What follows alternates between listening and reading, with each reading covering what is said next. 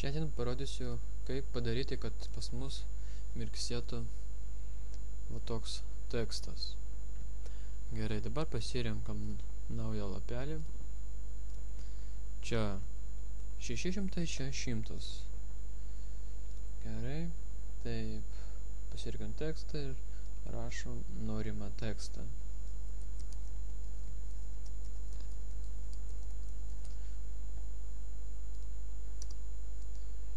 Ir taip, dabar spaudžiama šičia ir tipo new layer, dabar nuimam akelį ir vėl šitą spaudžiam new layer ir vėl ant akelį spaudžiam ir taip toliau darom.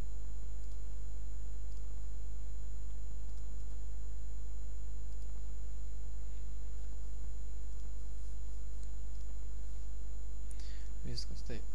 Dabar žiūrim, ką pas mus išėjo. Ir matom, kad yra per greitai. Dabar imam ir čia nustatom ant 5 sekundžių visur.